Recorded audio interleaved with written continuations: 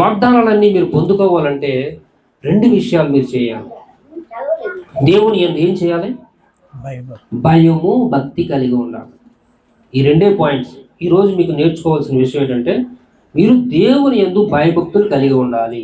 దేవుని యందు భయభక్తులు కలిగి ఉంటే మీకేం దొరుకుతాయి? ఒక 10 పాయింట్లు ఈరోజు మీరు గుర్తుంచుకుంటే చాలు, మీకు చాలా ఉపయోగపడతాయి. అసలు భయం ఎందుకు పడాలమ్మా దేవుడి దగ్గర? దేవుడికి ఎందుకు భయపడాలి మనం? వాక్యంలో ఒక మాట ఉంటుంది, దేవుని యందు ఎందుకు భయపడాలి? లూకా సువార్త 12వ అధ్యాయము 5వ వచనం. లూకా సువార్త 12వ అధ్యాయము 5వ వచనం. ఎవనికి మీరు భయపడవలనో మీకు తెలియజేయుదును. చంపిన తర్వాత నరకములో పడద్రోయ శక్తి గలవానికి భయపడుడి. ఆయనకే భయపడుడని మీతో చెప్పుచున్నాను. హల్లెలూయా. మనం ఎవరికి భయపడాలి? మన దేవునికి భయపడాలి. ఎందుకు భయపడాలి? మనం చనిపోతే నరకంలో పడేసే శక్తి ఆయనకు ఉంది. అగ్ని, నరకం అంటే ఎలా ఉంటుందమ్మా? అగ్ని. ఆ అగ్నిలో పడేసే శక్తి ఎవరికి ఉంది? దేవుడికి ఉంది. సో అందుకే ఏమంటాడు, మనం ఎవరికి భయపడాలి? దేవునికే భయపడాలి. భయం ఎందుకు పడాలంటే ఆ నరకంలో పడిపోకుండా ఉండడం కోసం మనం భయపడాలి దేవుడికి. తర్వాత భక్తి కలగాలి. భయం ఎందుకు అంటున్నాం? నరకంలో ఆ అగ్నిలో పడకుండా ఉండడం కోసం మనం భయపడాలి. అవునా? అది తప్పిస్తారు ఎవరు? యేసయ్య మనల్ని తప్పిస్తారు.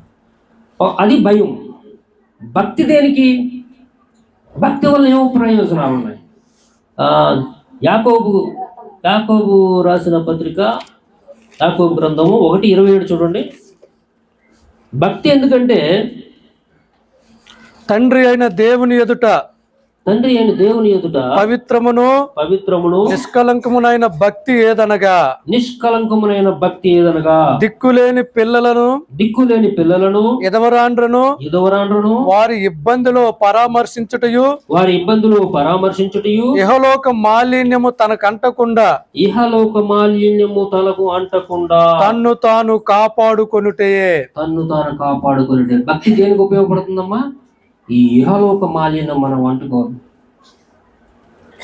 ఇహలోక మాలిన్యం అంటే ఈ లోకంలో ఉన్న చెడు క్రియలు, ఏ చెడు క్రియ కూడా మనల్ని అంటుకోదు. భక్తి ఏం చేస్తుందంటే ఈ లోకంలో ఉన్న చెడు క్రియలు నువ్వు అంటకుండా కాపాడుతుంది. భయం ఏం చేస్తుందంటే నరకంలోంచి నువ్వు తప్పించబడ్డానికి భయపడాలి. భయం దేనికి పడాలి? అగ్నిలో పడకుండా, నరకంలో పడకుండా ఉండడం కోసం నువ్వు భయపడాలి. భక్తి దేనికంటే ఈ లోకంలో మాలిన్యం నీకు అంటకుండా, సినిమాల జీవితం నీకు అంటకుండా, అబద్ధాల జీవితం నీకు అంటకుండా, చెడ్డ వ్యసనాలు, మందు, సిగరెట్, ఇటువంటి వ్యసనాలు ఏమీ నీకు అంటకుండా, ఇతరుల నుంచి దూషించే మాటలు, చెడ్డగా మాట్లాడే మాటలు ఏమీ అంటకుండా ఉండాలంటే నీకు భక్తి. భక్తి అంటే ఏంటి? భక్తులు కొన్ని మార్గాలు ఉంటాయి. రోజు ప్రార్థన చేయడం, ఉదయాన్నే లేసి ప్రార్థన చేయడం, వాక్యం చదువుకోవడం, తర్వాత ఎక్కడ ప్రతి ఆదివారం ఆయన మందిరాలకని ఆరాధించడం, మహిమపరచడం, ఘనపరచడం, దేవుడి తాలూకా రూల్స్ అన్ని కూడా మనం పాటించాలి. ఇది భక్తి. ఈ భక్తి చేస్తే మనకి ఏమవుతుందంటే ఈ ఇహలోక మాలిన్యం అంటుకోదు, మనం ఆ నరకంలోకి వెళ్లకుండా కాపాడబడతాం. అర్థమైందమ్మా మీకు? ఇంకా కొన్ని మాటలు చూపిస్తాను. భయము, భక్తి ఈ రెండుగా ఉన్నాయనుకో, ఏంటంటే ఆశీర్వాదాలు వస్తాయో మీకు ఇంచుమించు 10 ఆశీర్వాదాలు పైనే ఉన్నాయి, చాలా ఉన్నాయి. అందులో మీకు ఒక 10 చెప్తాను, చాలా జాగ్రత్తగా జ్ఞాపకం చేసుకోండి. సామెతలు 8:13 చూడండి. సామెతల గ్రంథము 8వ అధ్యాయము 13వ వచనం. యెహోవాయందు భయభక్తులు కలిగి ఉండుట చెడుతనమును అసహించుకొనుటయే. దేవుడికి స్తోత్రం. హల్లెలూయా. యెహోవాయందు ఎవరైతే ఈ భయము, భక్తితో జీవిస్తారో వారికి ఏ చెడుతనం కూడా మీకు అంటుకోదు, మీ దగ్గరికి రాదు, మీకు ఆ ఆలోచనే రాదు మీకు అసలు. సో మీరు ఎంతో పవిత్రంగా జీవించగలుగుతారు. తర్వాత అదే సామెతలు 16:6 చూడండి. కృపా సత్యము వలన దోషమునకు ప్రాయశ్చిత్తము కలుగును, యెహోవాయందు భయభక్తులు కలిగి ఉండుట వలన యెహోవాయందు భయభక్తులు కలిగి ఉండుట వలన మనుషులు చెడుతనము నుండి తొలగిపోవుదురు. మనుషులు చెడుతనం నుండి తొలగిపోదురు. ఇది రెండోసారి రాయబడింది. ఈ చెడుతనము పోవాలంటే, మనలో ఉన్న చెడుతనం పోవాలంటే ఏం ఉండాలి? మనలో దేవుని యందు భయము, భక్తి. ఈ రెండు కనిపెట్టారనుకో, మీలో ఉన్న చెడుతనం అంతా పోతుంది. నేను అది పెట్టి నేను మీకు చెప్తున్నాను, ఆ ఎక్స్పీరియన్స్ నేను చెప్తున్నాను. నా జీవితంలో నేను భయం ఉంచాను, భక్తి ఉంచాను. ప్రతి ఆదివారం చర్చికి వెళ్ళేవాడిని, వాక్యం చదివేవాడిని, పాటలు పాడేవాడిని, దేవుని ఆరాధించేవాళ్ళు, మహిమపరిచేవాళ్ళు, భక్తి చూపించాం, భయం చూపించాం. ఎటువంటి చెడు వ్యసనం అప్పుడు ఏమైంది నా జీవితంలో? నాకు ఏ చెడు వ్యసనం కూడా అంటుకోలేదు. ఎప్పుడు చూసినా చదువు చదువు దేవుడు, చదువు దేవుడు, చదువు దేవుడు. ఇదే ఫస్ట్ క్లాస్లో కూడా అన్ని ఫస్ట్ క్లాస్. అక్కడి నుంచి ఇంకా అసలు ఆగలేదు ఎక్కడ కూడా. 10th class first class. దాని తర్వాత ప్రభు ఐటీ కావాలి, ప్రభు ఐటీ చేయాలి, అప్పుడు ఉద్యోగం కావాలి, అర్జెంటుగా ఉద్యోగం కావాలి, ఉద్యోగం చేసేయాలి ఆతృత. అందుకని ఐటీకి వెళ్తే ఐటీలో ఫిట్టర్ అనే ట్రేడ్ దొరికింది. ఐటీలో అందరూ స్లిప్పులు పెట్టి రాసేవారు. తెలుసు కదా ఐటీ గురించి, మీకు ఏమైనా ఐడియా ఉందో లేదు? చేసావా? లాస్ట్లో ఎగ్జామ్లో స్లిప్పులు ఇచ్చేస్తుంటారు. స్లిప్పులు కూడా చూసి రాసేస్తారు. ప్రభువా నేనేమి చూసి రాయకూడదు ప్రభువా, నేను సొంతంగా రాయాలి ప్రభువా, మీ జ్ఞానంతో రాయాలంటే. దేవుడు అలాగే నాకు స్లిప్పులు ఇచ్చారు, రాసుకుంటారు, నాకేం అవసరం లేదు. అది ఐటీలో కూడా మంచి మార్కులతో, ఫస్ట్ క్లాస్ మార్కులతో పాస్ అయిపోయాం. తర్వాత డాక్యార్డ్ అప్రెంటిస్ కావాలనుకున్నాను. డాక్యార్డ్ అప్రెంటిస్, నేవల్ డాక్యార్డ్, షిప్పులు రిపేరు, అందులో అప్రెంటిస్ వస్తే ప్రభువా ఈ అప్రెంటిస్ కావాలి ప్రభు అన్నాడు. అందులో సీట్ ఇచ్చారు దేవుడు. అసలు ఎక్కడ ఆగలేదు అసలు. దీనంతటి కారణం ఏంటి? దేవుని యందు భయము, భక్తి. ఎక్కడ ఆగలేదు ప్రభువా. దాని తర్వాత దుబాయ్ వెళ్ళాలి ప్రభువా, దుబాయ్లో ఉద్యోగం చేయాలి ప్రభు, అక్కడ జీతం ఎక్కువ ప్రభువా. అప్పుడు స్టీల్ ప్లాంట్ ఎప్పుడైతే ఐటీ చేసామో స్టీల్ ప్లాంట్ బ్యాన్ చేశారు. సో స్టీల్ ప్లాంట్ జాబ్ దొరకలేదు.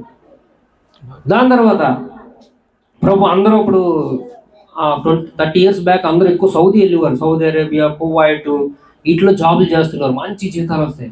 ప్రభు నేను కూడా ప్రభు సౌదీ వెళ్ళాలి ప్రభు, కువైట్ వెళ్ళాలి ప్రభు అని అంటే ఒక ఇంటర్వ్యూ వచ్చింది, ఒక కంపెనీ ద్వారా ఇంటర్వ్యూ వచ్చింది. ఆ ఇంటర్వ్యూకి అటెండ్ అయ్యాను, పాస్ అయిపోయాను. పాస్ అయిన పాస్పోర్ట్ తీసేసుకున్నారు. అక్కడ అప్పట్లో 15,000 అంత జీతం అన్నారు అప్పట్లో, ఒక 30 years బ్యాక్. పోలే సంతోషం అనుకున్నాను. దాని తర్వాత రైల్వే రైల్వే వచ్చింది. అప్రెంటిస్ అయిపోయిన తర్వాత ఫ్రెండ్స్ అందరూ రైల్వేకి ఆ ఎగ్జామ్ రాస్తున్నారు అనమాట. రాస్తుంటే నేను మామూలుగా రాశాను. ఎగ్జామ్కి వెళ్ళాను ప్రభువా అంటే. అప్పుడు నాకు అంత ఎందుకు, నేను ఆల్రెడీ సౌదీ సెలెక్ట్ అయిపోయాను. సెలెక్ట్ అయిపోయిన తర్వాత ఇంకా రైల్వే మీద నాకు అంత ఇంట్రెస్ట్ లేదు. కానీ ఫార్మాలిటీకి ఒకసారి ఎగ్జామ్కి వెళ్ళాను, ఫెయిల్ అయిపోయాను. ఫెయిల్ అయిపోయిన తర్వాత ఈ లోపల అది లేట్ అవుతుంది అన్నమాట. సౌదీ నుంచి రావడం లేట్, ప్రాసెస్ అన్నీ జరుగుతుంటే అప్పుడు మళ్ళీ రైల్వే ఎగ్జామ్ వచ్చింది. అప్పుడు ప్రార్థన చేశాను, ప్రభువా నాకు రైల్వే ఉద్యోగం కావాలి ప్రభువా. పట్టుదలతో ప్రార్థన చేశాను. నేను మా అమ్మగారు గట్టిగా ప్రార్థన చేశాను. ఎగ్జాము అసలు ఆశ్చర్యం మాట. ప్రార్థన చేసుకున్నాను, ప్రార్థన చేసి ఇలా ఎగ్జామ్ ఇలా ఓపెన్ చేశాను. అంతే, 1/2 గంట ముందు ఎగ్జామ్ క్లోజ్ చేశాను. 1/2 గంట ముందు క్లోజ్ అయిపోయింది. ఎంత హ్యాపీగా రాశానంటే నాకే తెలియదు అసలు. నేను నా ఫ్రెండ్ కూడా వెళ్ళాం. బయటకు వచ్చిన తర్వాత ఆడు అడిగారు, అరే ఎలా రాశారు ఎగ్జామ్? అరే టైం సరిపోలేదురా అంటాడు. ఆడు స్కూల్ ఫస్ట్, సేమ్ బ్యాచ్. ఆడికి నాకు 383 మార్కులు వచ్చాయి 10th లో, వాడికి 425 మార్కులు వచ్చాయి. ఆడు స్కూల్ ఫస్ట్ వచ్చింది, మొత్తం స్కూల్ ఫస్ట్. ఆడికి అవార్డు కూడా ఇచ్చారు, డబ్బులు కూడా ఇచ్చారు. పోలే, నేను అడిగాను దేవుడిని, నేను ఫస్ట్ క్లాస్ అడిగాను అంతేగాని స్కూల్ ఫస్ట్ అడగలేదు కదా, అలాగే అనుకునేవాడు అనమాట. అయితే వాడు అంటున్నాడు, నాకన్నా జ్ఞానవంతుడు కదా, నాకన్నా ఎక్కువ మార్కులు వచ్చాయి కదా. వాళ్ళు దేవుడు భయభక్తులు లేవు. నాలో దేవుడు భయభక్తి ఉంది.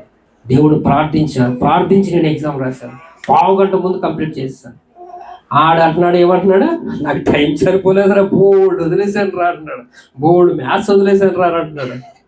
అప్పుడు అనిపించింది, ప్రభువా ఇదే నా తేడా, వాళ్ళకి మాకు ఇదే కదా ప్రభు తేడా అని ఎంత ఆనందించాను ప్రభు. 1/2 గంట మిగిలిపోయింది ప్రభు టైం. మళ్ళీ నేను రివిజన్ చేసుకున్నాను అన్నీ. దేవుడు అలాగ ఆశీర్వదిస్తాడు, అలా తీర్మానం చేసుకోవాలి. దేవుడు గొప్ప దేవుడు, మహాదేవుడు. ఏది అడిగినా సరే అది అయిపోయిన తర్వాత ఉద్యోగం 2 సార్లు ఎగ్జామ్ జరిగింది. 2 సార్లు ఎగ్జామ్లో కూడా అలాగే ప్రతిసారి అంత స్పీడే, ఎక్కడ ఆగలేదు. ఎగ్జామ్ పాస్ అయిపోవడం, ఆ ఇంటర్వ్యూ అయిపోవడం. ఇంటర్వ్యూలు అడిగే 60,000 ఇమ్మని వచ్చారు నాకు. లంచం ఎక్కువ ఉండదు అప్పట్లో. ఎక్కడ ఇంటర్వ్యూ ఉన్నా సరే లంచం ఉంటుంది. ఇంటర్వ్యూ లేదనుకో మీకు లంచం ఉండదు అక్కడ. మీకు జెన్యున్గా మీరు పాస్ అయిపోతారు. దేవుడి యొక్క అనుగ్రహం, దేవుని యొక్క ఆశీర్వాదం ద్వారా మీరు పాస్ అయిపోతారు. ప్రాబ్లం లేదు. 60,000 ఇమ్మని నాకు లంచం ఇమ్మని వచ్చారు. నేను 60,000 కాదు, ₹1,00,000 కూడా ఇవ్వడానికి రెడీగా ఉన్నాం. రెడీగా ఉంచుకున్నాం మేము, ఎందుకంటే ఇలాంటి సిచ్యువేషన్ వస్తుందని. అయితే ప్రార్థనలో పెట్టాం. ప్రార్థనలో పెడితే అంటున్నాడు దేవుడు, మనుషుల సహాయం వ్యర్థం అంటున్నాడు. మనుషుల సహాయం వ్యర్థం. ఆడికి సహాయం చేసేది ఏంటి? ఆడు లంచం తీసుకుని నీకు ఉద్యోగం వేడేవాడి. నేను ఆల్రెడీ ప్రణాళిక చేశాను, నీకు ఉద్యోగం ఇస్తున్నాను దేవుడు వాగ్దానం ఇచ్చాను. ఇంకొక ఆయన దగ్గరికి వెళ్ళి, ఎందుకన్నా భయం వేసింది. ఏమో డబ్బులు ఇవ్వకపోతే ఏమైనా క్యాన్సిల్ చేసేస్తారేమో ఉద్యోగం. అప్పుడు లంచం చాలా ఇంపార్టెంట్. అప్పట్లో 3 మంది లక్షలు ఇవ్వడానికి రెడీగా ఉన్నారు. ఆయన దగ్గరికి వెళ్తే ఆయన అంటాడు, ఆయన దేవుడు నమ్ముకున్న విశ్వాసే. అమీరు, నీకు ఉద్యోగం వచ్చింది బాయ్, నువ్వు ప్రార్థన చేసుకో, దేవుడు మహిమపరుచుకో అన్నాడు ఆయన. ఇక ఎంత ఆనందం! రూపాయి ఖర్చు లేకుండా కొన్ని లక్షల రూపాయలు విలువైన ఉద్యోగం దేవుడు ఎందుకు ఇచ్చారమ్మా? దానికి ఆధారం ఏంటి? దేవుని యందు భయము భక్తి. దేవుని యందు భయము భక్తి ఉంటే మీకు సమృద్ధిగా ఇస్తాడు దేవుడు. హల్లెలూయా. అనేక అపాయాల నుంచి తప్పిస్తాడు దేవుడు. ఆ భయభక్తులు ఉండడం వల్ల లాభాలు చూసుకుందాం. ఇక్కడ కీర్తన గ్రంథం 128, 1-2 చదవమ్మా. నా జీవితంలో నేను అనుభవించిన అనుభవాలు దేవుడు వాక్య ప్రకారంగా ఉన్నాయి.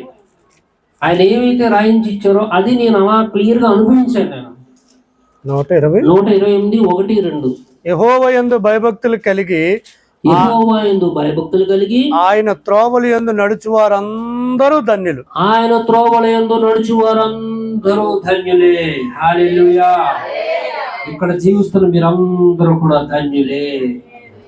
మీ జీవితాల్లో కూడా అనేకమైన ధన్యతలు దేవుడు మీకు ఇస్తాడు. నాకు ఇచ్చిన దేవుడు మీకు ఇచ్చాడు. ఆల్రెడీ చాలా ధన్యతలు మీరు పొందుకున్నారు. పిల్లలు లేని వాళ్ళు పిల్లలు పొందుకున్నారు. చదువు విషయంలో చదువుల్లో జ్ఞానం పొందుకున్నారు. ఇల్లు లేని వారు చిన్న చిన్న ఇల్లు కూడా కట్టుకుని ఉంటారు. దేవుడు వాక్యం క్లియర్ మాట, సత్యం. దీనికి కారణం ఏంటి? మీరు భయభక్తులు ఉంచారు కాబట్టి మీరందరూ కూడా ధన్యులే. అందరూ ధన్యులే. మీకు ఏది లోటు రాదు. మీకు లోటు వచ్చిందంటే మనలో లోపం ఉంటేనే లోటు వస్తుంది. మనలో ఏ లోపం ఉన్నా సరే మనకు లోటు వస్తుంది. లోటు అంటే మనలో లోటు అంటే దాన్ని ఏమంటారు? Praise the lord. హల్లెలూయా. మనం ఏదైనా తప్పు చేస్తే మనకి లోటు జరుగుతుంది. దేవుడు న్యాయమైన దేవుడు. ఆయనంత న్యాయమైన దేవుడు, మహాన్యాయాధిపతి. ఆయనకి మించిన న్యాయాధిపతి ఎవ్వరు లేరు. నువ్వు చేస్తున్న ప్రతి క్రియ ఆయనకి తెలుసు. జ్ఞానేంద్రియములను హృదయమును పరిశోధించేవాడంట దేవుడు. ఏమంటున్నాడు? జ్ఞానేంద్రియాలు హృదయమును పరిశోధించేవాడు మన దేవుడు. జ్ఞానేంద్రియాలంటే కన్ను, ముక్కు, చెవి, నాలుక, చర్మం. మీ కళ్ళుతో ఏం చూస్తున్నారో దేవుడు తెలిసిపోతుంది. మీ కళ్ళుతో ఏం చూస్తారో దేవుడు తెలిసిపోతుంది.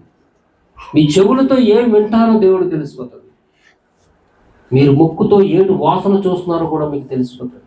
మీరు నోటితో ఏం మాట్లాడుతున్నారో ప్రతీది కూడా దేవుడు తెలిసిపోతుంది.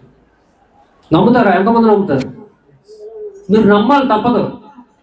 ఎందుకంటే మనకి బెస్ట్ ఎగ్జాంపుల్ మీ ఫోనే. మీ ఫోన్లోని అమ్మాయిలు మీకు తెలుసు, మీకు నచ్చింది ఏదైనా ఒకటి వీడియో ఆన్ చేశారనుకో, మీకు నచ్చింది వస్తుంది. దాని తర్వాత ఏంటి వస్తుంది? ఎవరైనా చేశారా లేదా? చెక్ చేశారా లేదా? స్టూడెంట్, మీరు యూత్, మీకు నచ్చింది ఏదో వీడియోలో ఒకటి కొట్టి చూశారు, ఫేస్బుక్లో కానీ ఇందులో కానీ, తర్వాత ఏమొస్తాయి? దానికి సంబంధించినవి వస్తుంటాయి. అంటే మీ అభిప్రాయం దానికి ఏంటి అయిపోయింది? దానికి అర్థమైపోయింది లేదా?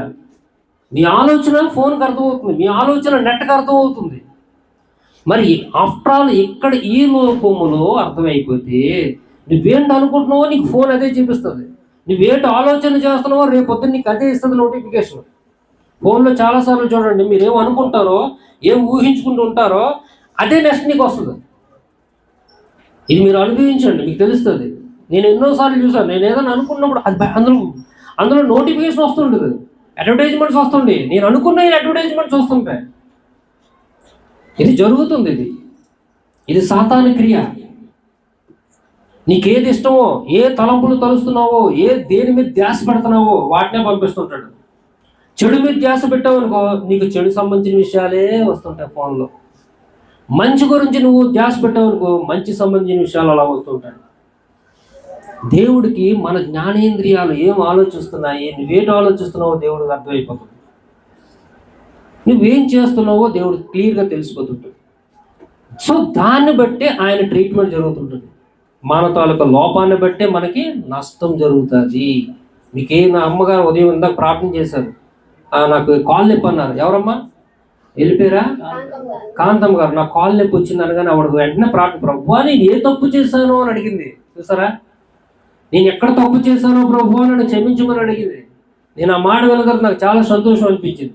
మొట్టమొదటి చేయవలసిన పని ఏంటంటే, మనకి ఏ నష్టం జరిగినా, ఏ అనారోగ్యం వచ్చినా, ఏ తలపోటు వచ్చినా, జ్వరం వచ్చినా ఫస్ట్ చేయవలసిన మన పని ఏంటంటే, ప్రభువా నేను ఎక్కడ తప్పు చేశాను, ప్రభువా నా ఆలోచనలో తప్పు చేశానా, నా మాటల్లో తప్పు చేశానా, నా చూపుల్లో తప్పు చేశానా, నన్ను క్షమించండి. ఇది అడిగారంటే దేవుడు ఆశ్చర్యకరమైన ఆశీర్వాదం మన కోసం. దేవుడు ఎంత ఇష్టపడతాడంటే,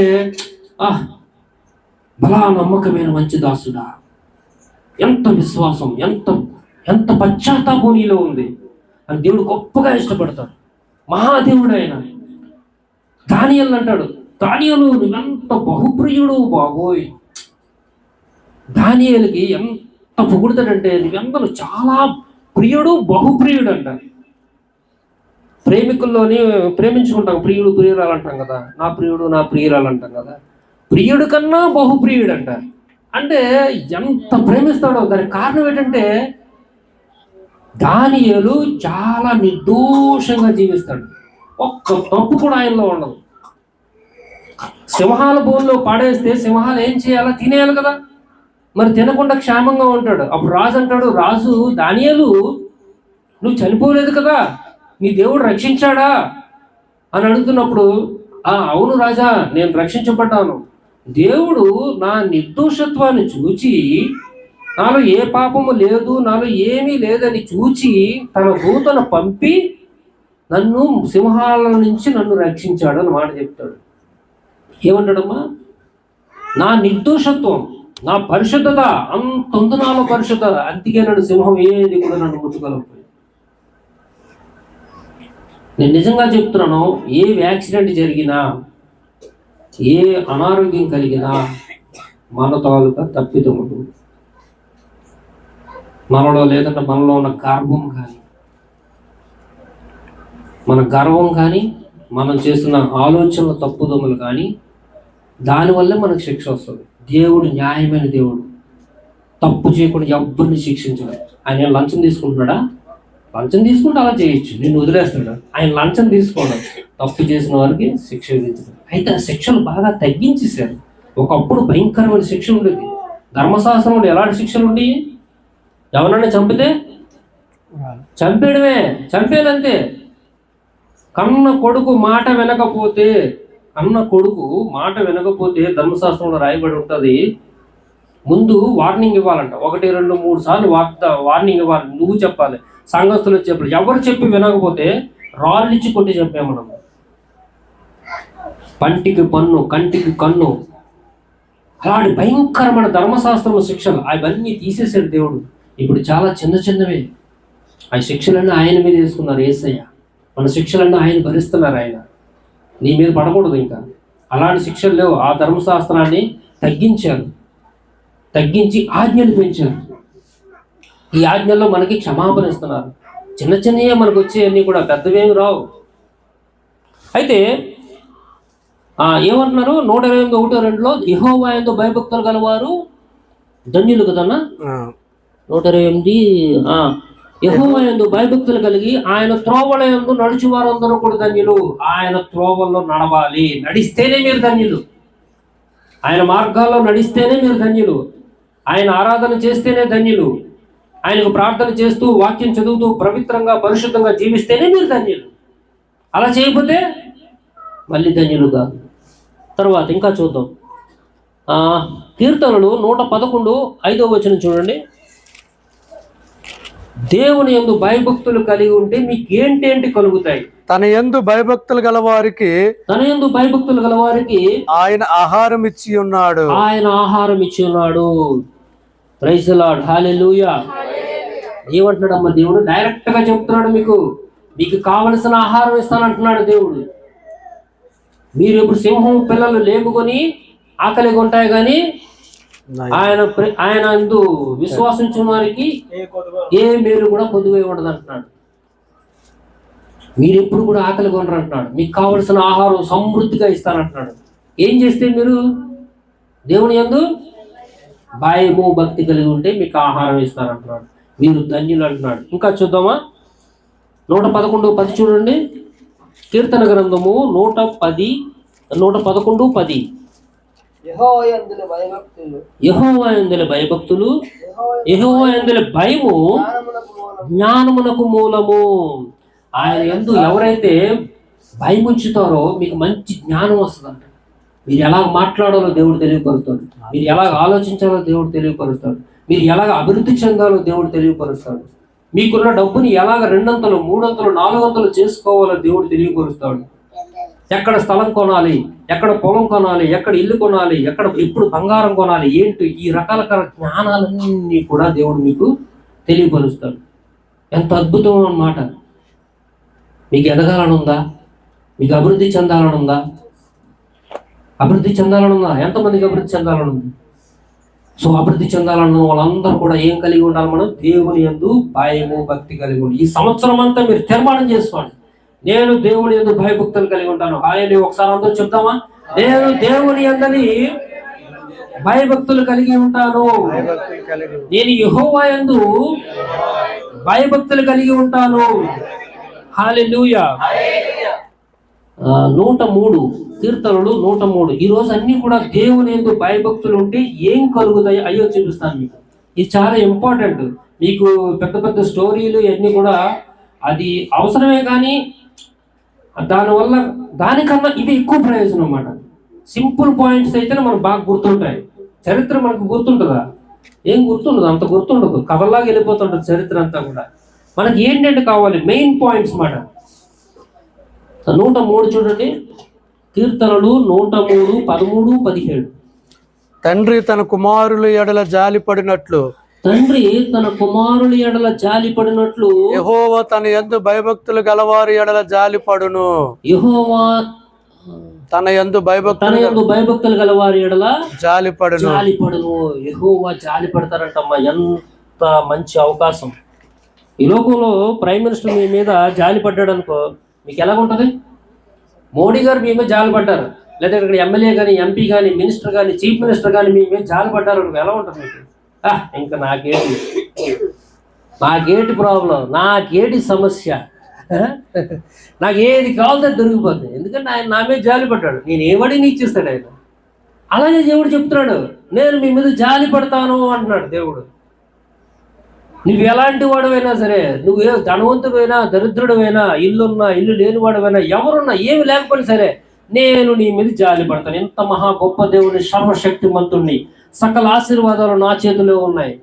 ఏమైనా నేను చేయగలను, మరణం నుంచి తప్పించగలను, రోగాల నుంచి విడుదల చేయగలను, స్వస్థతపరచగలను, ఉద్యోగాలు ఇవ్వగలను, కుటుంబాలను ఆదరించగలను, పిల్లల్ని ఇవ్వగలను, పిల్లల్ని దీవించగలను, ఏమైనా చేయగలను. ఇంత సర్వ సమృద్ధి నా దగ్గర ఉంది. ఐశ్వర్య ఘనతలు ఆయన దగ్గర ఉన్నాయి. ఆయన మీ మీద జాలి పడతాను అంటున్నాడు. మీకేటి కావాలి?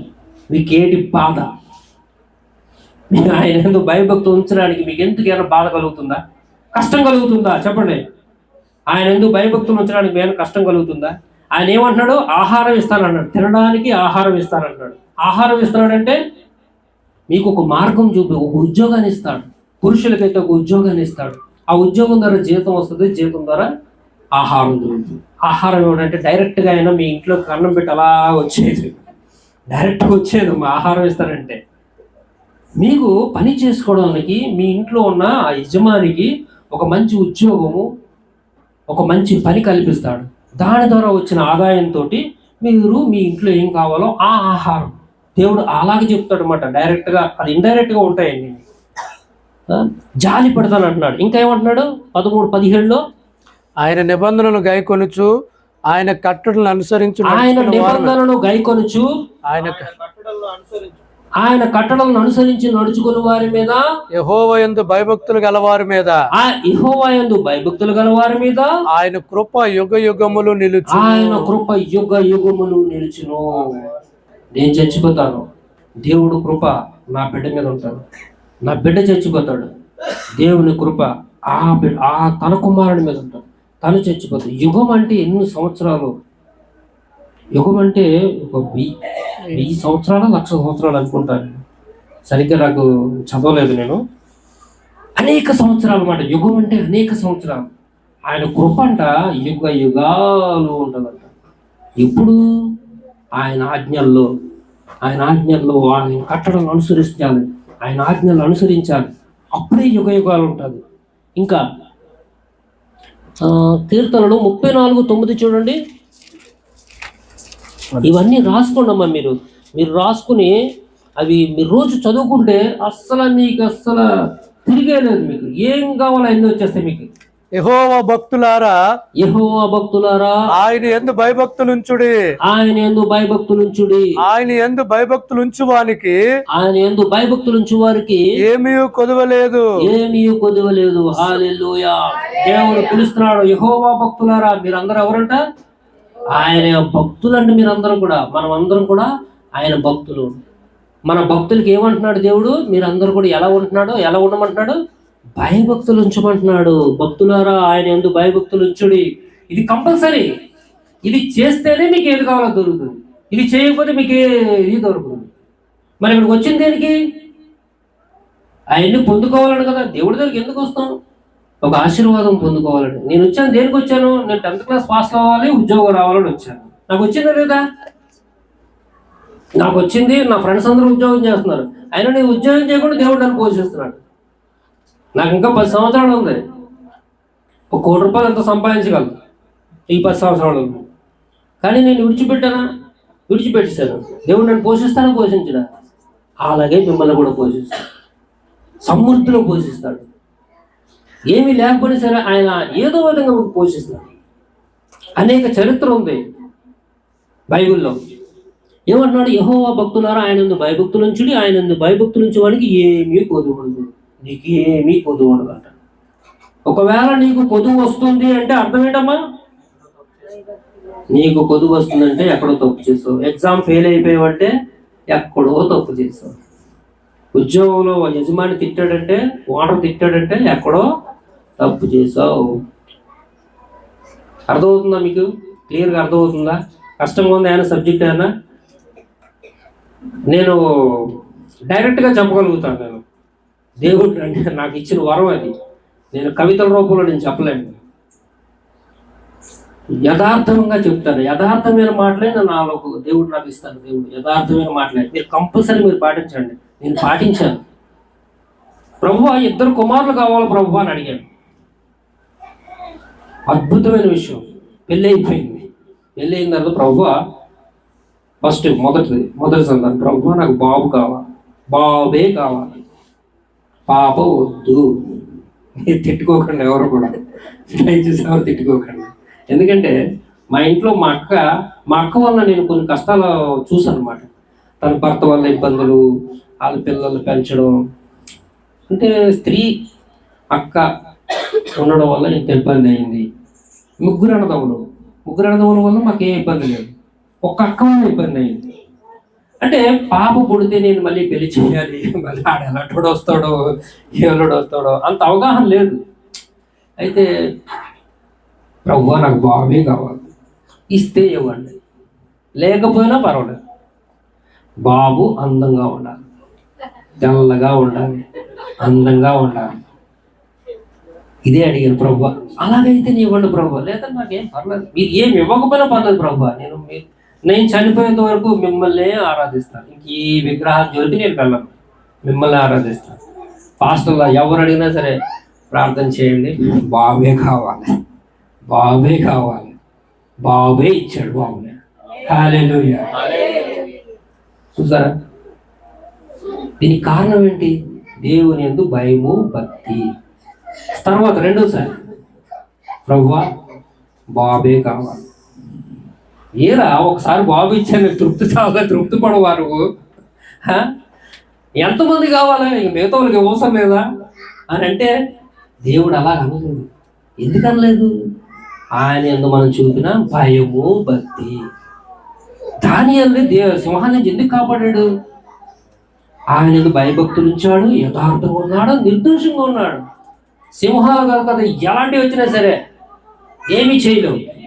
అలాగే ఒకసారి బాబునిచ్చాను కదా, మళ్ళీ రెండోసారి బాబు ఎందుకు? దేవుడు అలాగ అనలేదు. ప్రభువా నాకు మళ్ళీ బాబే కావాలి, అందమైన బాబు కావాలి, తెల్లగుండే బాబు కావాలి. సరే మళ్ళీ దేవుడు ఓకే చేశారు. ఎంత అందంగా ఉండేవారు తెలుసా పిల్లలు, ఎంత ముద్దు వచ్చేసేవారు, ఎంత బుజ్జి 5 నుంచి 3 కేజీల పైనే ఉండేవారు ఒకరు. అంతా ఈ కట్ చేసినమాట, సిజేరియన్ ఆపరేషన్ ద్వారా చేశారు. ఎంత బుజ్జి కూడా ప్రతి ఒక్కరు కూడా oh what a beautiful sir, beautiful beautiful beautiful పిచ్చి అయిపోయేవారు అందరూ కూడా. ఉన్నాయి చిన్నపిల్లల ఫోటోలు చూసారంటే ఆశ్చర్యపోతారు. పింక్ కలర్లో ఉండేవారు, ఎంత అందంగా ఉండేవారు. దేవుడు అద్భుతమైన దేవుడు అన్నమాట. అడుగు ప్రతివానికి ఆయన అనుగ్రహించే దేవుడు, ధారాళంగా ఇచ్చే దేవుడు. అది కొండ నిండిపోయేలాగా ఇస్తాడట దేవుడు. 2 పిల్లలు, 2 మగబావులు. అస్సలు అసాధ్యం ఇది, అసాధ్యం ఇది, అసలు సాధ్యం కాదది. దేవుడిని అడిగితే దేవుడు అలాగిచ్చాడు. అయితే వాళ్ళు చేసిన మిస్టేక్స్ వల్ల మరి నేను చేసిన గర్వం అంటూ వస్తుంది కదా మనకి, ఏదో చిన్న చిన్న వస్తాయి కదా, దానివల్లేమో వాళ్ళు ఇప్పుడు కొంచెం కలర్ చేంజ్ అయిపోయారు. బాధ అనిపిస్తుంటుంది. అరే పుట్టినప్పుడు ఎంత తెల్లగా ఎంత అందంగా ఉన్నారు, ఇప్పుడు ఏటరా ఎలాగ ఉన్నారు, ఈ కలర్ ఏటరా. మరి తప్పదు, భయం నుంచి భక్తి నుంచి మనం ఏం చేస్తున్నాం, కొంత తప్పిపోతున్నాం కదా. మరి తప్పిపోతే ఏమవుతుంది? ఏదో ఒకటి వస్తుంది, ఏదో ప్రాబ్లం వస్తుంది, కలర్ చేంజ్ అయిపోతుంది. చూసారా, తెల్లగా పుట్టిన పిల్లల కలర్ చేంజ్ అయిపోయారు. దేవుళ్ళు భయభక్తులు ఉంచాలమ్మా. ఏ వడిని ఇచ్చేస్తాడు దేవుడు.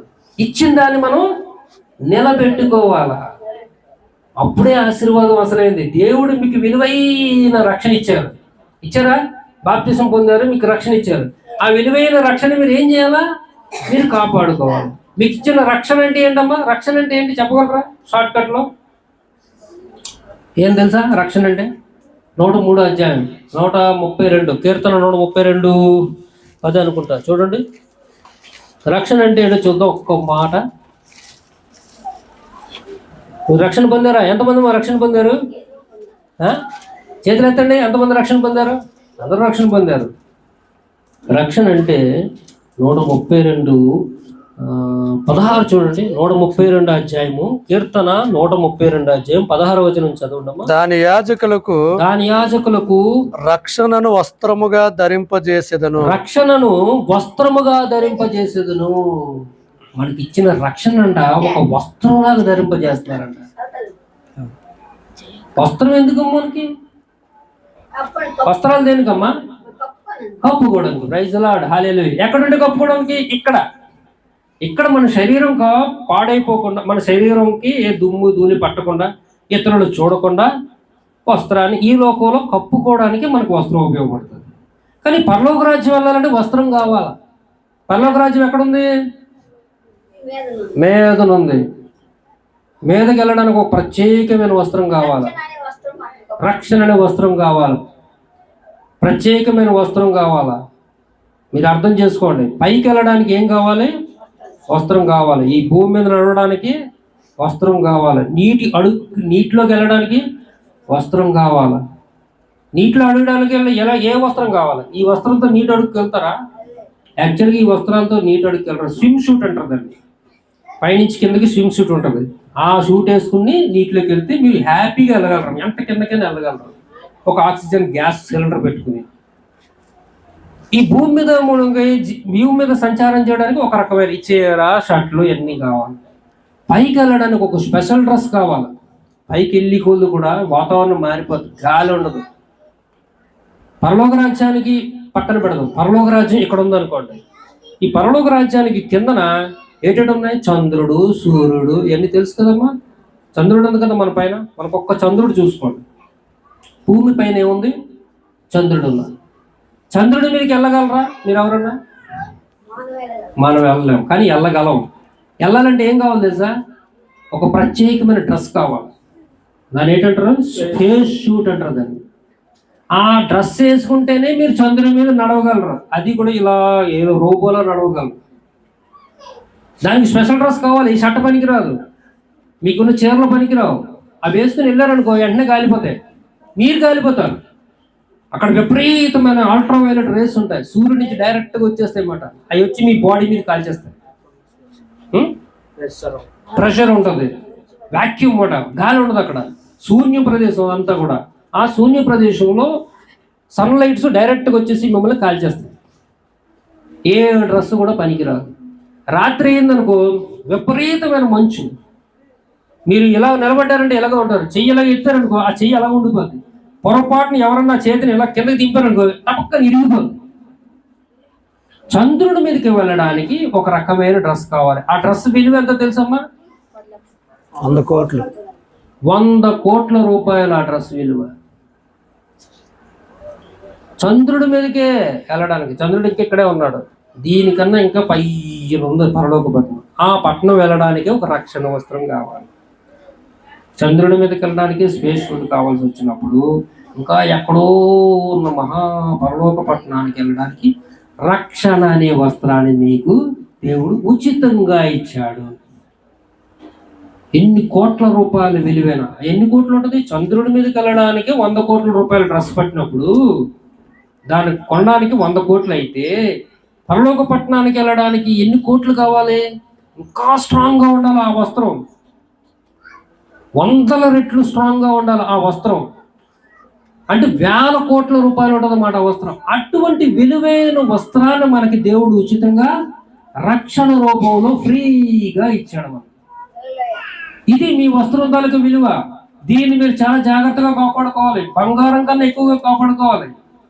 బంగారం వజ్రాలు ఎలా కాపాడుకుంటాం, దానికన్నా జాగ్రత్తగా కాపాడుకోవడం అంటే ఏమీ లేదు, ఏ తప్పు చేయకూడదు, దేవుళ్ళు భయభక్తులతో, ఇంతే సింపుల్. కష్టమా సులువ? అబద్ధం ఆడకుండా ఉండడం కష్టమా సులువ? సులువేనా? మంచిదమ్మా, అబద్ధం ఆడకూడదు, ఎవరిని కొట్టకూడదు, ఎవరి మీద కోపపడకూడదు. కష్టమా సులువ? చేయగలరా? సాధ్యం కాదా? సాధ్యమే నా దేవుడికి. మన దేవుడికి సమస్తము సాధ్యమే అని పిలుస్తున్నాం కదా. సాధ్యమే దేవా, చెప్పండి. ప్రభువా మీకు సాధ్యమే, ప్రభువా మీకు సాధ్యమే, నాలో కోపం తొలగించడం మీకు సాధ్యమే, నాలో అబద్ధాన్ని తొలగించడం మీకు సాధ్యమే. ఒప్పుకోండి. Praise the lord. అయితే మీ రక్షణ తాలూకు విలువ మీకు చెప్పాను, సో జాగ్రత్తగా కాపాడుకోవడం మీదే బాధ్యత. ఈ వస్త్రాల మీద ఏ డాగు కానీ, ఏ బురద కానీ, బురద అంటే మీకు వేరే భాషలో మీకు అబద్ధాలు కానీ, దొంగతనాలు కానీ, ఏ చెడు మాటలు కానీ, చిన్న ఆటలు కానీ ఈ వస్త్రాల మీద పడ్డాయా, ఆ వస్త్రాలతో మీరు పరలోక రాజ్యానికి వెళ్ళలేరు, ఇక్కడే ఉండిపోతారు. ఎన్నో త్యాగాలు చేశారు. ఆజ్ఞలంటే 10 ఆజ్ఞలు అంటే 10 ఆజ్ఞలు పాటించవలసింది. ఒక్క ఆజ్ఞ పాటించకపోయినా 10 ఆజ్ఞలు పాటించలేనట్టే లెక్క కింద వస్తుంది. ఒక్క అబద్ధమైనా 100 అబద్ధాలైనా అబద్ధమే కదా. అలాగే ఆజ్ఞలు కూడా అలాగే ఉంటాయి. దేవుడు వాక్యం చెప్తుంది, నా సొంత మాటలు కాదు. సో కంపల్సరిగా 100% పాటించాలి. పరలోకి వెళ్ళాలంటే మీ వస్త్రాలు పర్ఫెక్ట్గా ఉండాలి. మీకు ఆశీర్వాదాలు కావాలంటే దేవుని యందు భయభక్తులు ఉండాలి. మీరు పరలోక రాజ్యం వెళ్ళాలంటే మీకు రక్షణ వస్త్రం కావాలి. మీకు ఆశీర్వాదాలు కావాలంటే దేవుని యందు భయభక్తులు జీవించాలి. ఇంకెంతకన్నా ఏంటి మనకు కావాల్సింది? ఈ లోకంలో అదే కావాలి. మంచి ఆశీర్వాదం కావాలి, మంచి డెవలప్మెంట్ కావాలి, మనకి మంచి బ్లెస్సింగ్స్ కావాలి. మనకి ఈరోజు సైకిల్ ఉందంటే రేపు బైక్ కొనాలి, రేపు బైక్ ఉందంటే రేపు కారు కొనాలి. ఇలాంటి స్థితిలోకి ఎదిగిపోవాలి, పరిగెట్టాలి. మనం ఎక్కడికక్కడ సోమర్థనంగా ఉండడానికి వీలు లేదు, బద్ధకంగా ఉండడానికి వీలు లేదు, పరుగులు పెట్టాలి. దేవుణ్ణి ఆధారం చేసుకోవాలి. ప్రభువా నన్ను పరుగు పెట్టించు ప్రభువా, అభివృద్ధిలో పరుగు పెట్టించు ప్రభువా, ఆత్మీయ జీవితంలో నన్ను పరుగు పెట్టించు ప్రభువా, ముందుకు నడిపించు ప్రభువా. ఎంతకాలం ప్రభువా ఈ పేదరికం? దేవుని మీరు ప్రార్థన చేయాలి, అడగాలి.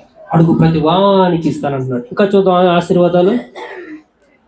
34:7 యెహోవా యందు భయభక్తులు గలవారు చుట్టూ, యెహోవా యందు భయభక్తులు గలవారి చుట్టూ ఆయన దూత కావలు ఉండి వారిని రక్షించు. ఆయన దూత కావలు రక్షించును. మీకు ఏ సెక్యూరిటీ అవసరం లేదు, ఏ పోలీస్ సెక్యూరిటీ కానీ, ఇంకా వాళ్ళు లాగుంటారు, వాళ్ళు ఏమంటారు వాళ్ళని బౌన్సర్స్. బౌన్సర్స్. మీకే బౌన్సర్ అవసరం లేదు, మిమ్మల్ని కొట్టడానికి ఎప్పుడు అవసరం లేదు. దేవుడు దూత బౌన్సర్ 10 బౌన్సర్లు కాదు కదా, 100 బౌన్సర్లు వచ్చినా సరే నేను ఏమీ చేయలేదు. ఒక్క దేవదూత ఎంతమందిని చంపిందమ్మా బైబిల్లో? 180,000 మందిని చంపింది. అంతేమంది ఉన్నట్టుకున్నారు అక్కడ 2 లక్షలు ఉంటే 2 లక్షల మంది చంపుతుంది, 3 లక్షలు ఉంటే 3 లక్షల మంది చంపుతుంది. అంత శక్తి గల దేవదూతని దేవుడు ఏం చేస్తాడు నీకు? ఫ్రీగా కేవలము దేవుని యందు భయభక్తులు ఉంచితే నీ చుట్టూరు తిప్పుతాడు దేవుడు. ఏ అపాయం రా, ఎంతకన్నా ఇంకేంటి నీకు? నువ్వు పడిపోవు, యాక్సిడెంట్ కాదు, ఏది కాదు. నీకు ఏమున్నంత వరకు ఆ దేవదూత ఉన్నంత వరకు. ఆ దేవదూత ఉండాలంటే నీకేముండాలా లింకు? దేవదూతకి నీకుని భయభక్తులు ఉండాలి. ఈ భయభక్తులు మిస్ అయ్యింది అనుకో, దేవదూత ఏంటవుతుంది? సైడ్ అయిపోతుంది. అప్పుడు ఆ వచ్చుడు ఏం చేస్తాడు నిన్ను? హల్లెలూయా, ప్రైజ్ ది లార్డ్. చాలా బాగా అర్థమైంది, అద్భుతం, ప్రైజ్ ది లార్డ్, హల్లెలూయా. అర్థమైందమ్మా? సింపుల్ గా దేవదూత మీ చుట్టూ తిరుగుతుంది. ఎంత గొప్ప ఆశీర్వాదాలు ఉన్నాయి మన దగ్గర. అందుకే ప్రపంచంలో ఎంతమంది నమ్ముకుంటున్నారు. పనిలేక అనుకుంటున్నారా? చేస్తారా బాబు, రండి నా దగ్గరికి. మీరు ఎందుకు పేదరికంలో ఉంటారు?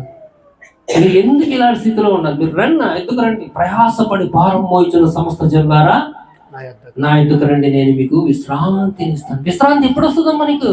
నాకు విశ్రాంతి ఎప్పుడు వచ్చింది? దేవుడు నాకు సమృద్ధి జీవితం ఇచ్చాడు. నేను ఉద్యోగం చేయకపోయినా సరే నాకు జీతం వస్తుంది. నేను కష్టపడవసరం లేదు, నాకు ఏ టెన్షన్ లేదు. నేను ఇంట్లో కూర్చుంటే నాకు జీతం వస్తుంది. ఇదే విశ్రాంతి. ఈ విశ్రాంతి నీకు ఇవ్వడానికి రెడీ ఇంకో పిలుస్తున్నాడు దేవుడు. ఈ విశ్రాంతి ఇవ్వడానికి పిలుస్తున్నాడు దేవుడు. మరి మనం సిద్ధపడదామా? ఇష్టపడదామా? విశ్రాంతిని ఇస్తాడు. ధనవంతులు చేసేస్తాడు మిమ్మల్ని అందరినీ. ప్రపంచంలో గొప్ప ధనవంతులు చేసేస్తాడు. గొప్ప సైంటిస్టులు అందరూ కూడా క్రిస్టియన్స్. 90% సైంటిస్టులు అందరూ కూడా నీకు మందులు కనిపెట్టినోళ్ళు, ఏరోప్లేన్ కనిపెట్టినోడు, బైక్ కనిపెట్టినోళ్ళు, స్కూటర్ కనిపెట్టినోడు, సైకిల్ కనిపెట్టినోడు, రేడియో కనిపెట్టినోడు, అందరూ కూడా క్రైస్తవులే. దేవుడు నమ్ముకున్న వాళ్ళు. అంత గొప్ప దేవుడు మన దేవుడు, మామూలు దేవుడు కాదు. చనిపోతే బతికించేస్తాడు దేవుడు. ఏదైనా రోగం వస్తే బాగు చేస్తున్నాడు. కోట్ల మంది దేవుడు నమ్ముకున్నవాడు. Praise the lord. ఎన్ని ఆశీర్వాద దూతని, నీకు ఒక దూతని కావలి పెడతానంటున్నాడు. ఇంకా 33:19 చదవండి. యెహోవా దృష్టి ఆయన యందు భయభక్తులు గలవారి మీదను ఆయన కృప కొరకు కనిపెట్టు వారి మీదను నిలుచుచున్నది. హల్లెలూయా, ప్రైజ్ ది లార్డ్. యెహోవా దృష్టి ఆయన యందు భయభక్తులు గలవారి మీదను ఆయన కృప కొరకు కనిపెట్టు వారి మీదను నిలుచును. ఆయన కనుదృష్టి మీ మీద ఉంటుందంట. ఆయన చూస్తూ ఉంటాడు, నా బిడ్డ ఎక్కడికి వెళ్తున్నాడు, నా కుమారుడు ఎక్కడికి వెళ్తున్నాడు, నా కుమార్తె ఎక్కడికి వెళ్తుంది, నా పిల్లవాళ్ళు ఎక్కడికి వెళ్తున్నారు, ఎక్కడ తిరుగుతున్నారు, ఏం చేస్తున్నారు. ఆయన కనుదృష్టి అలాగ ఉంటుందంట. మీరు నమ్ముతారు నమ్మరు కానీ నా పిల్లలు బయటికి వెళ్ళినా, భువనేశ్వర్ వెళ్ళినా, ఎక్కడికి వెళ్ళినా, అక్కడ మద్రాసులో ఉన్న బరంపూర్ వెళ్ళినా నా మైండ్ అలాగా వాళ్ళ వెనకాల తిరుగుతూ ఉంటుంది. ఇది తండ్రి తాలూకా ప్రేమ. ఎందుకు వాళ్ళ మీద ఎందుకు ఉంటుంది? వాళ్ళు నా బిడ్డలు, నా కన్న బిడ్డలు, వాళ్ళు నా రక్తం పంచుకు పుట్టిన బిడ్డలు. వాళ్ళు నా కనుదృష్టి ఎప్పుడు అలా వెనకాల ఏం చేస్తున్నారు, భోజనం చేస్తున్నారా, ఎక్కడ ఉన్నారు, ఎలా వెళ్తున్నారు, ఏం చేస్తున్నారు, ఇలా అడుగుతూనే ఉంటాను. కంటిన్యూ నా మైండ్ అలా తిరుగుతూనే ఉంటుంది. అదేవిధంగా దేవాతి దేవుడు ఆయన కనుదృష్టి, ఆయన ప్రేమ మీ వెనకాల అలా వస్తూనే ఉంటుంది. ఎప్పుడైతే మీరు రక్షణ పొందారో, బాప్తిసం తీసుకుని పశ్చాత్తాపం పొంది మీరు బాప్తిసం తీసుకుని రక్షణ పొందారో, యెహోవా కనుదృష్టి, తండ్రి కనుదృష్టి అలా వెనకాల అలా తిరుగుతూనే ఉంటుంది, చూస్తూనే ఉంటుంది. ఏం చేస్తున్నావు? మంచి పని చేస్తున్నావా? బలానమ్మకమైన దాసుడు అంటుంటాడు. చెడ్డ పని చేసావా? అయ్యో నా కుమారుడా, ఎంత పని చేస్తున్నావు, ఎందుకు దొంగతనం చేస్తున్నావు, ఎందుకు వ్యభిచారం చేస్తున్నావు, ఎందుకు అబద్ధం ఆడుతున్నావు అని దేవుడు బాధపడుతుంటాడు. నేను బాధపడుతుంటాను. ఆడికేం దెబ్బ తగిలింది అనుకో, అరే ఎందుకురా దెబ్బ తగిలింది అంటే, డాడీ ఏదో చేశాను డాడీ అని అంటాడు. అక్కడ ఆడి బాధపడతాడు, నేను బాధపడతాను. మన దేవుడు కూడా యేసయ్య అదే బాధపడుతుంటాడు. భూమి మీద నరులను చేసినందుకు యెహోవా సంతాపము నొందెను. ఎందుకు సంతాపం అందుతున్నాడు? ఎందుకు సంతాపం పొందుతున్నాడు? ఆయన బాధపడుతున్నాడంట. ఆయన బాధపడ్డాను మనం ఆయన బాధపెట్టేవారుగా ఉండకూడదు. మనం ఆయన ఆనందపరిచేవారుగా ఉండాలి. ఆయన మహిమపరిచేవారుగా, కనపరిచేవారుగా ఉంటే మనల్ని కనపరుస్తాడు. ఆయన సకల సమృద్ధి ఇచ్చేస్తాను అంటున్నాడు. ఆయన రెడీగా ఉన్నాయి ఆయన దగ్గర అన్నీ కూడా. ఆయన దృష్టి పెడతాను అంటున్నాడంట. ఇంకా ఇంకా విలువైన ఒకే మాట ఆపేదోనా, విలువైన ఒక మాట ఉంది. ఎవరైతే భయభక్తులతో ఉంటారో, మలాకి గ్రంథము 3:16 చూడండి. మలాకి 3:16. ఎవరైతే దేవుని యందు భయభక్తులతో జీవిస్తారో అప్పుడు యెహోవా యందు భయభక్తులు గలవారు ఒకరితో ఒకరు మాట్లాడుకొనుచుండగా యెహోవా చెవి యొగ్గి ఆలకించెను. మరియు యెహోవా యందు భయభక్తులు కలిగి ఆయన నామమును స్మరించుచు ఉండు వారికి జ్ఞాపకార్థముగా ఒక గ్రంథము ఆయన సముఖమునందు రాయబడెను. హల్లెలూయా, ప్రైజ్ ది లార్డ్. ఎవరైతే భయభక్తులతో ఉంటారో, ఎవరైతే ఆయన నామమున ప్రభువా స్తోత్రములు, యెహోవా దేవా స్తోత్రములు, యేసయ్యా వందనాలు హల్లెలూయా ఎవరైతే స్మరిస్తుంటారో వాళ్ళ పేరు ఆయన సముఖములో, ఆయన ముందు గ్రంథంలో రాసుకుంటారు. ఎంత ధన్యత! హల్లెలూయా. దేవుడి దగ్గర నీ పేరు ఏం పేరమ్మా? నీ పేరు లలిత. నీ పేరేంటి? సుజాత. మీ ముగ్గురు పేర్లు యెహోవా గ్రంథంలో ఇలా రాసుకున్నారనుకో, ఎలా ఉంటుంది? ఎంత ఆనందం! ఇంటర్వ్యూ అయిపోయిన తర్వాత ఒక లిస్ట్ వస్తుంది. ఒకసారి మా అన్నయ్యకి అన్నీ అయిపోయాయి. డ్రైవింగ్ టెస్ట్ అయిపోయింది, డ్రైవర్ డాక్యుమెంట్లో ఉద్యోగం. డ్రైవింగ్ టెస్ట్ చాలా పెట్టుబడి పెట్టాం, చాలా ఖర్చు పెట్టిన తర్వాత డ్రైవింగ్ టెస్ట్ పాస్ అయిపోయాడు. డ్రైవర్ డాక్యుమెంట్లో పాస్ అయిపోయిన తర్వాత పేర్లు తయారైపోయి ఉద్యోగం వచ్చేసింది కదా అనుకుంటున్నాం. ఈ లెటర్ ఢిల్లీ వెళ్ళిపోయిన తర్వాత ఆడేం చేశాడు, ఆ పేజ్ అంతా పక్కన పెట్టేసి మళ్ళీ కొత్త పేర్లు రాసుకున్నాడు. కొత్త పేర్లు రాసి ఇక్కడ పంపించాడు. అందులో మా వాడి పేరు లేదు. ఎంత బాధపడ్డాడు!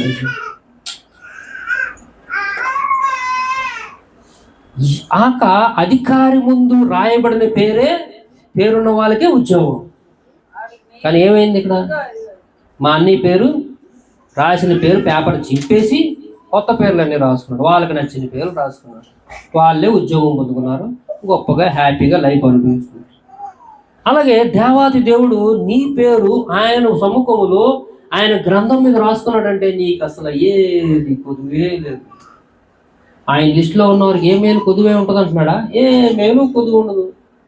మేలులన్నీ ఇందులో ఆ లిస్టులో ఉన్న వాళ్ళందరికీ పంపించాలి. ఆయన డ్యూటీ అది.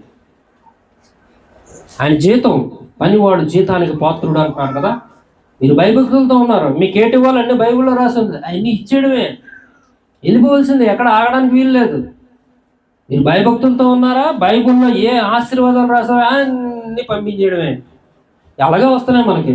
మీరు ఎప్పుడెప్పుడు భయభక్తులతో ఉంటారో అప్పుడు మీకు ఆశీర్వాదాలు వస్తుంటాయి. మీరు చెప్తుంటారు కదా సాక్ష్యాలు, ఇదిగో నాకు బాగోలేదు, నేను బాగుపడిపోయాను, ఇదిగో నేను పాస్ అయిపోయాను, ఎగ్జామ్ పాస్ అయిపోయాను, ఇదిగో నాకు పలానా దానికి ఉద్యోగం వచ్చింది. ఇవన్నీ ఎలా వచ్చాయి? బైబిల్లో రాసి ఉన్నాయి. అన్నీ వచ్చేయవలసిందే, ఇంక తిరిగిలేదు. మనం భయభక్తులతో ఉంటే అన్నీ కూడా వచ్చేయవలసిందే. ఎక్కడైతే భయభక్తులు మిస్ అవుతాయో అక్కడ ఆగిపోతాయి. మీరు భయభక్తులు ఆపేశారంటే అవి ఆగిపోతాయి. ఎగ్జామ్స్ బాగా రాస్తేనే పాస్ అవుతాం. సేమ్ ఇది కూడా అంతే. సో ఈ సంవత్సరం మీరు భయభక్తులతో ఉండడానికి ట్రై చేయండి. మీకు ఏటేటి కావాలో అన్ని సమృద్ధిగా దొరుకుతాయి. దేవుని స్తోత్రం. దేవుడు మంచి విషయాలు ఈరోజు మనకు తెలియపరచు. చాలా విషయాలు ఉన్నాయి, అన్నీ ఒకసారి చెప్తే మీ బుర్రలోకి ఎక్కువ చాలా కష్టం. భయము భక్తి గుర్తుంచుకోండి. భయం అంటే నరకంలో పడిపోకుండా ఉండడం కోసం మనం భయపడాలి. మనం చనిపోతే నరకంలో పడతాం. అందుకని మనం నరకంలో పడకుండా ఉండాలంటే దేవుళ్ళు భయంతో ఉండాలి. భక్తి అంటే ఈ లోకంలో చెడుతనం ఏది కూడా మన మీద రాదు. అది ఒక కవచంలా ఉంటుంది వాడి చుట్టూరు. నీకు భయము భక్తి ఎప్పుడైతే ఉందో చెడుతనం రాకుండా నీకు ఒక కవచం ఏర్పడుతుంది. అలాగే భయము భక్తి ఉండడం వల్ల దేవదూత నీకు కాపలా ఉంటారు. నీకు ఆహారం ఇస్తానంటున్నాడు, నీ మీద జాలి పడతానంటున్నాడు, నీ మీద కనికరం చూపుతానంటున్నాడు, సర్వ సమృద్ధి ఇస్తానంటున్నాడు, ఎన్నో ఎన్నో ఆశీర్వాదాలు దేవుడు నీకు ఇస్తానంటున్నాడు. సో మనం అందరం కూడా ఈ సంవత్సరం చాలా క్లిష్ట పరిస్థితులు వస్తున్నాయి. ఆల్రెడీ అమెరికాలో ఈ సంవత్సరం మనం అందరం భయభక్తులతో ఉంటే వాటి నుంచి మనం కాపాడబడతాం. మనకి ఏ లోటు ఉండదు. సర్వ సమృద్ధిలోనికి దేవుడు నడిపిస్తాడు. దేవుడు మాటను దీవించును గాక. ఆమేన్.